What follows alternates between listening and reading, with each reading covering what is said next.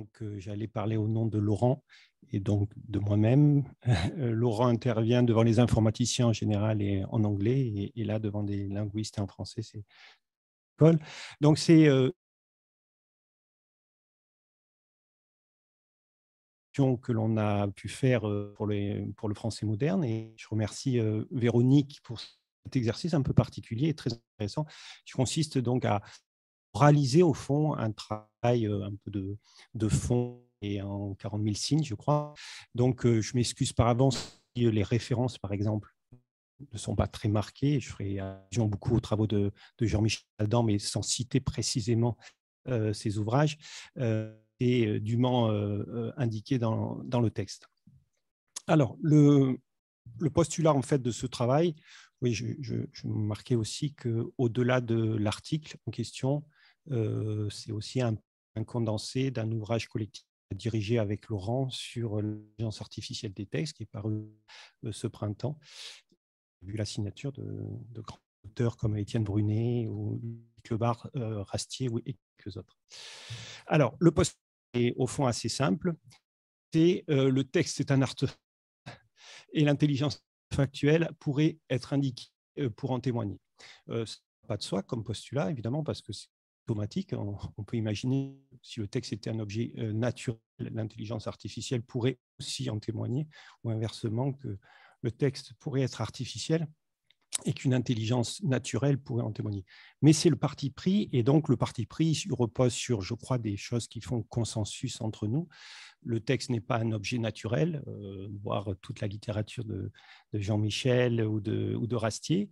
Et la question qui nous poursuit est qu'est-ce qui fait texte, hein, qu'est-ce qui fait texte? Qu'est-ce qui fait que, effectivement, par une sorte d'artifice, on décide à un moment donné que c'est un texte?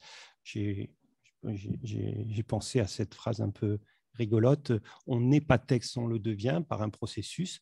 Je ne sais pas s'il faut écrire né, N-A-I-T ou N-E-S-T, mais voilà, on n'est pas texte, on le devient. Et de l'autre côté, l'intelligence artificielle aujourd'hui donne des représentations du texte très, très efficaces, mais très artificielles aussi, et qui semble pouvoir mettre au jour des artefactures textuelles qui sont, me semble-t-il, heuristiques, avec un S à heuristique, et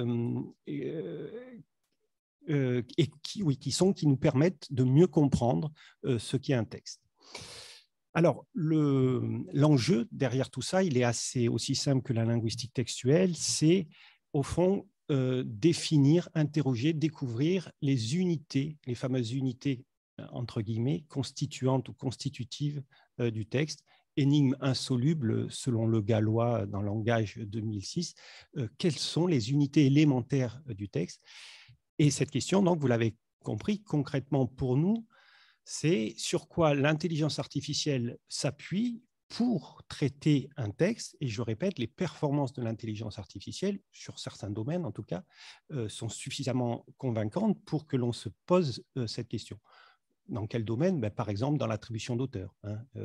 Dans l'article d'Étienne Brunet, dans le livre indiqué, il tranche définitivement les questions sur Molière et Corneille, sur évidemment Romain Gary ou Sullivan, Romain Gary et Émile Ajar, Sullivan et Vian, etc. Donc il y a une reconnaissance très fine des textes, mais donc la question est sur quelle unité donc linguistique s'appuie l'intelligence artificielle pour réaliser ces classifications, notamment surperformantes et des fois plus performantes que l'œil humain. Et là, j'ai mis quelques termes pour qualifier ces unités: grandeur textuelle, marqueur, unité textuelle, pattern, aide-gramme, expression régulière, mot, j'ai pas mis mot, mais j'aurais pu, segment textuel, unité phraséologique, paragraphe, j'y reviendrai, co-occurrence si on est dans un domaine statistique, passage, isotopie, routine, etc., etc. Une dernière diapositive d'introduction, juste pour purger la question de la posture un peu fondamentale, épistémologique, lorsqu'on traite du texte et de l'IA, et pour dire définitivement que notre posture n'est pas néopositiviste, mais herméneutique, c'est-à-dire qu'on ne pense pas que la machine, notamment, va pouvoir nous délivrer définitivement je ne sais quelle vérité sur le texte, mais en revanche que la machine va sans aucun doute nourrir notre cercle interprétatif, va nous donner des représentations du monde qui vont être, donc je le disais, heuristiques. Alors là-dessus, je ne vais pas développer, je dis simplement en 3 tirés. On est d'accord entre nous, je crois que le texte ou le sens n'est pas un donné, mais un interprété, d'où cette posture herméneutique.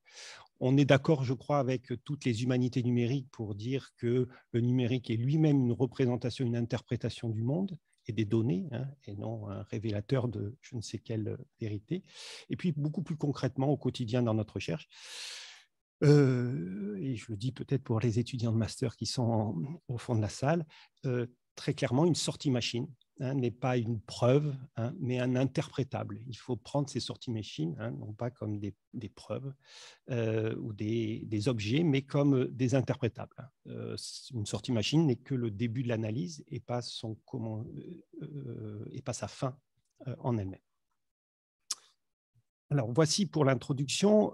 J'en viens donc aux faits et comment on s'y prend donc lorsqu'on veut traiter du texte avec l'intelligence artificielle.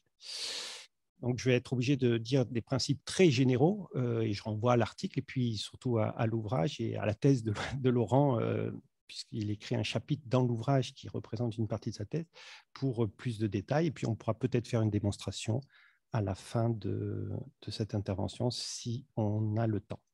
Mais les principes généraux, c'est qu'on a transformé ou appliqué les algorithmes qui fonctionnent d'intelligence artificielle, qui fonctionnent très bien pour les images, au texte. Pour les images, il s'agit au fond de discriminer, de reconnaître une image sur la base d'une combinaison de pixels et des filtres qu'on appose au fond à cette combinaison de pixels pour reconnaître ici l'image d'Emmanuel Macron. Eh bien, pour le texte, on a fait un peu la même chose, mais au lieu d'avoir des pixels, on a des unités linguistiques, ici, en l'occurrence des tokens, le premier mot du corpus de Macron, une transformation en profondeur de notre pays, advienne, etc. Et on va donc voir la combinaison de ces unités et puis surtout voir ce texte à 3 niveaux de granularité.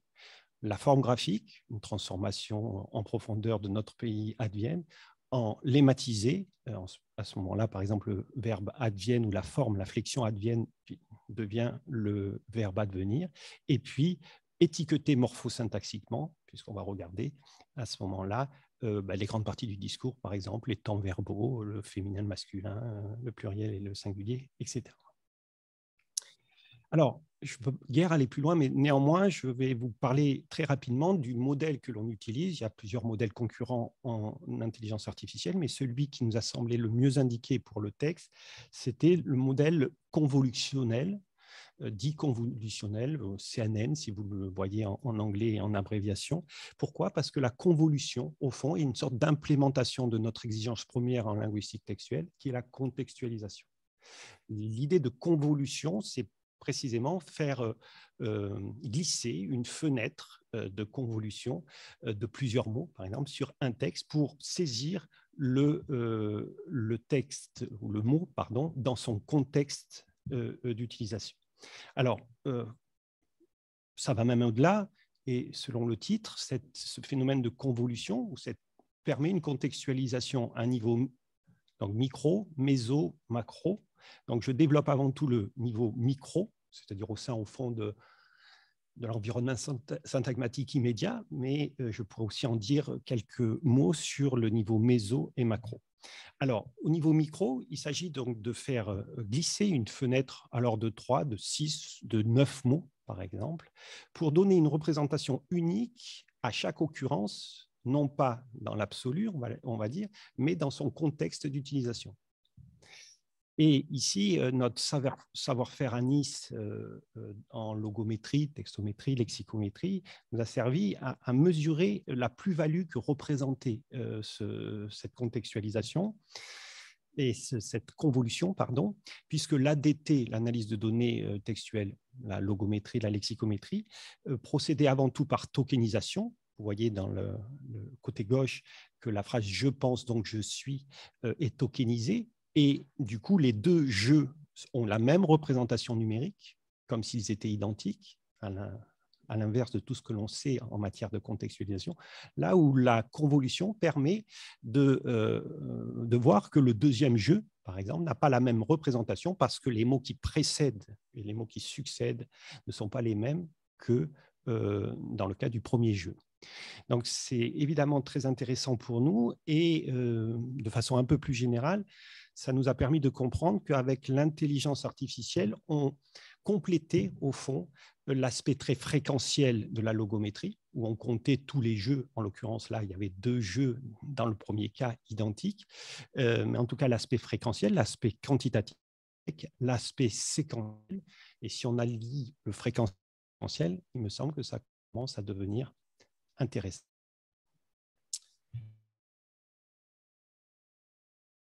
Méso, la convolution, ou dire contextualisation, pour moi, c'est pratiquement synonyme. Ce niveau du paragraphe, et j'ai simplement j'en ai discuté avec Michel très rapidement.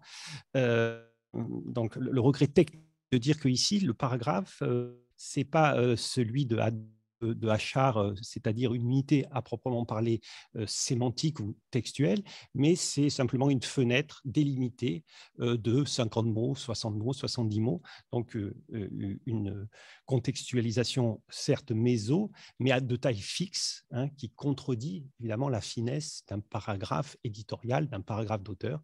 Mais on travaille sur la question et pour l'instant, on est obligé de se contenter de cela.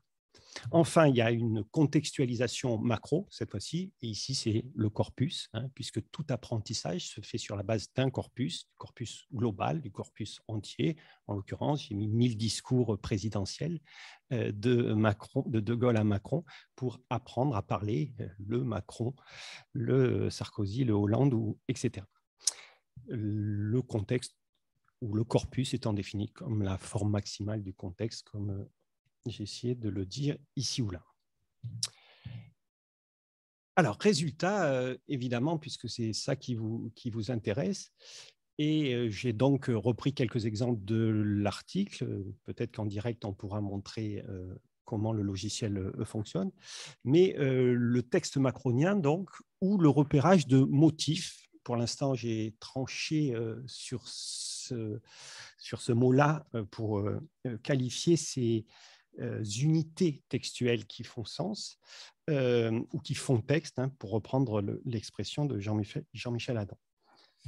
Alors, regardez comment ça fonctionne. Le logiciel va exhiber des parties du corpus, hein, qui sont caractéristiques du parler ici macronien, et va exhiber ici sous forme de couleurs bien soit les formes, soit les lemmes, soit les catégories grammaticales qui ensemble, et ici j'insiste, hein, le phénomène de contextualisation, qui ensemble dans ce paragraphe et de manière, oui, j'ai envie de dire qualitative, parce qu'ils co-occurrent ensemble, parce qu'ils sont dans le même paragraphe, ces éléments donc deviennent absolument caractéristiques d'un passage clé, on l'a appelé comme ça, d'un passage clé de Macron.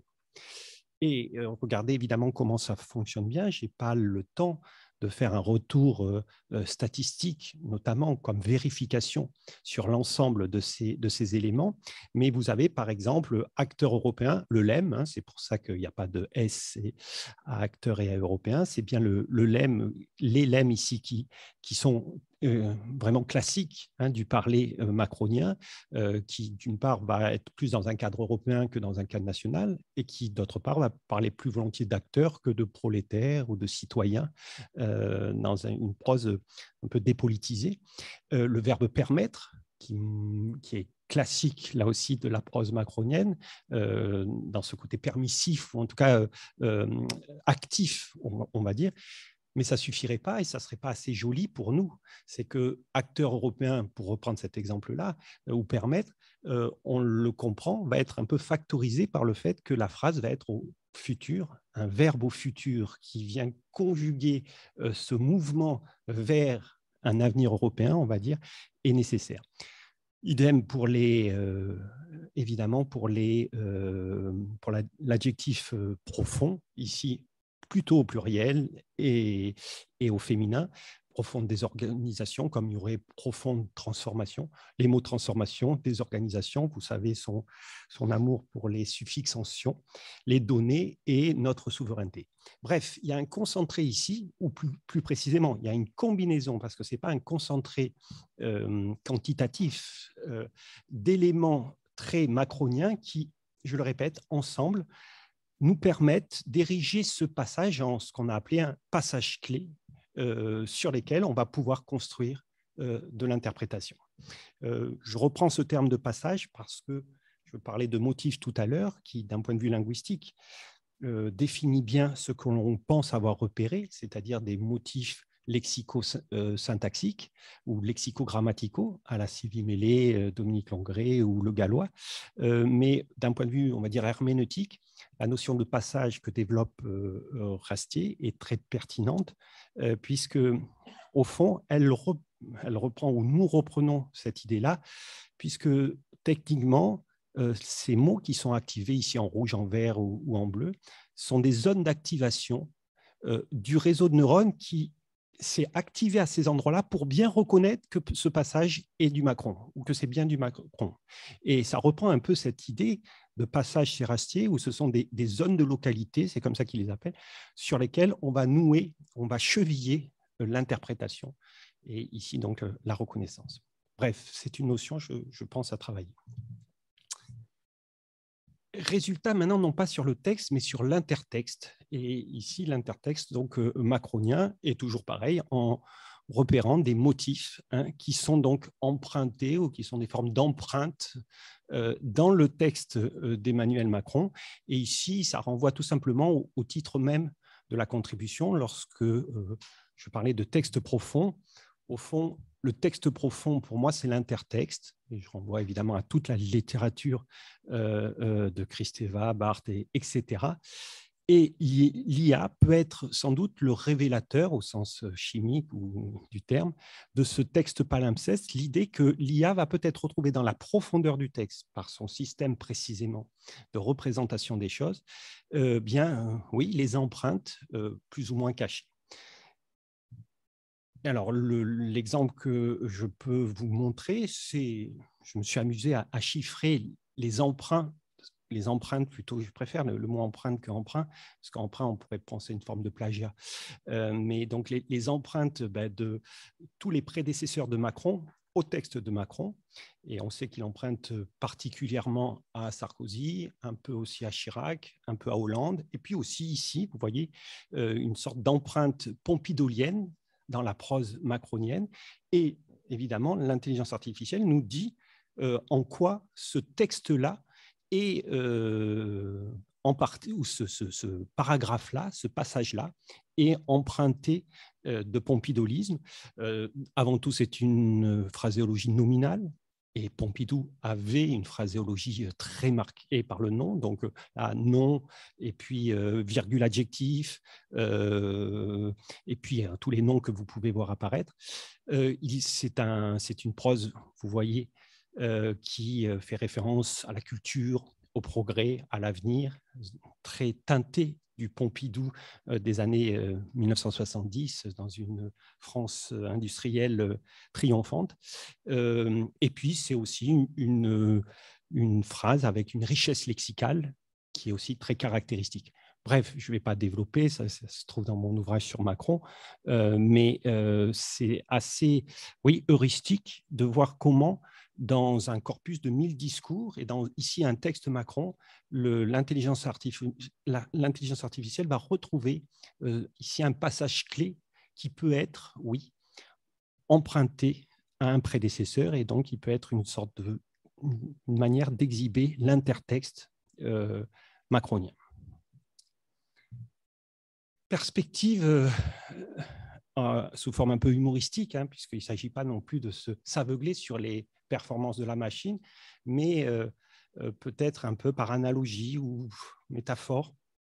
l'idée que peut-être l'intelligence artificielle est capable d'implémenter l'éternel et le fameux cercle herméneutique. Comment ça se passe? Et ça me permet, dans cette perspective et cette conclusion, de revenir quand même sur la technique et le traitement de l'intelligence artificielle.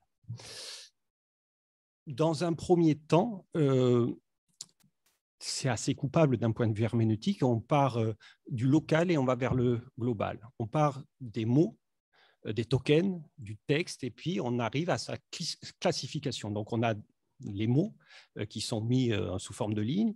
Ils ont une représentation numérique sur laquelle il ne faut pas s'affoler. Le mot 1, c'est 6, 18, 4, 10, 8, 54, 2, 1. On va dire, mais on s'éloigne du sens. Remarquez que nous autres individus, on peut s'identifier avec notre prénom et notre nom, mais on peut aussi, c'est mon cas, m'identifier avec 1, 70, 08, 06, etc. Parce que 1, c'est je suis un garçon, 70, je suis né en 1970, 08, parce que je suis né en août, etc. Donc, on a des moyens de s'identifier, pourquoi pas par des chiffres, comme à la sécurité sociale, par des valeurs numériques. Donc, les mots ont des valeurs numériques, et puis par un système donc, de traitement de cette chaîne de valeurs numériques, et par convolution, on va arriver à une classification qui nous amène à conclure que ce texte, composé du mot 1, 2, 3, 4, 5, 6, etc., appartient à du Macron, ou appartient à du De Gaulle, ou appartient à du Mitterrand. Et ceci, on le fait suffisamment longtemps, on entraîne suffisamment longtemps la machine pour arriver au résultat que l'on souhaite. Et dans notre cas, on arrive à 92% de réussite. Donc, on échoue de temps en temps, mais quand la machine est bien entraînée, arrive à 92% de taux de réussite.